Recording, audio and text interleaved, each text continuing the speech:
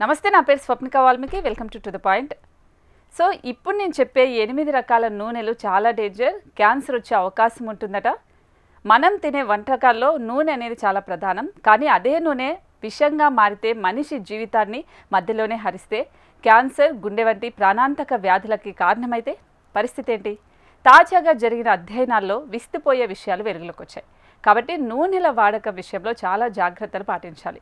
ఈ మధ్య కాలంలో వంటకాల్లో వాడుతున్న కొన్ని రకాల నూనెల గురించి అనేక రకాల వార్తలు అయితే వైరల్ అవుతున్నాయి.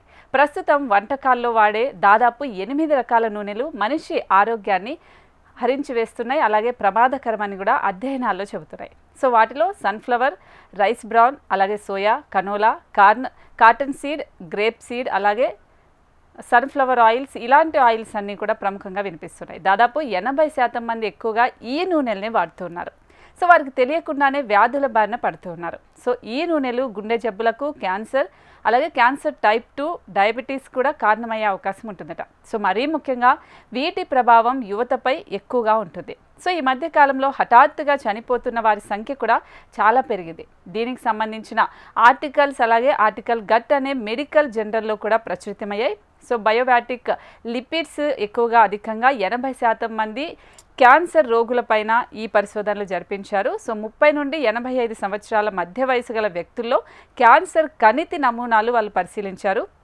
సో వాటికి ప్రధాన కారణం విత్తన నూనెలే అని తెలిసింది. సో విత్తన నూనెలు విచ్ఛిన్నం కావడం వల్లే వారిలో బయో యాక్టివ్ లిపిడ్లు అనేవి పెరుగుతాయట. సో అదే క్రమంగా ప్రమాదకరంగా మారే అవకాశం ఉంటుందట, క్యాన్సర్ కణితులకు మారే అవకాశం ఉంటుందని పరిశోధకులు చెప్తున్నారు.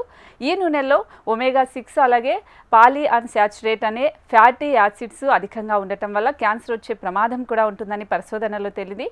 సో ఆరోగ్యకరమైన ఆహారం కోసం ఆలివ్ ఆయిల్ లేదంటే సన్ఫ్లవర్ ఆయిల్స్ వంటివి తేలికపాటి నూనెను ఎంచుకోవడం అనేది మంచిదని చెప్తూ ఉన్నారు. సన్ఫ్లవర్ ఆయిల్స్ కూడా ఈ మధ్య చాలామంది ఫేక్ అమ్ముతూ ఉన్నారు. సో అవి కూడా ఒకసారి గమనించాలి. అలాగే కొన్ని రకాల వేపుళ్ళు కోసం కానీ వేరుశెనగ నూనె లేదా సోయాబీన్ నూనెలు కూడా వాడుకోవచ్చు. సో ఇక వంట కోసం ఆలివ్ నూనె మంచి రుచి, వాసన కావాలి అంటే కూడా నువ్వులు లేదంటే కొబ్బరి నూనె ఉపయోగించుకుంటే మంచిదని డాక్టర్స్ చెప్తూ ఉన్నారు. సో ఇవి త్వరగా జీర్ణమై రక్తంలో సులభంగా కలిసిపోతాయి. కాబట్టి శరీరంలో చెడు కొలెస్ట్రాల్ పెరిగే అవకాశం కూడా తక్కువగా ఉంటుంది. కాబట్టి ఇప్పుడు నేను చెప్పిన 8 రకాల నూనెలు కాకుండా సన్ఫ్లవర్స్ ఆయిల్ కానీ లేదంటే స్వచ్ఛమైన నూనెలు ఇప్పుడు నేను చెప్పిన వేరుశెనగ ఇలాంటివి వాడండి.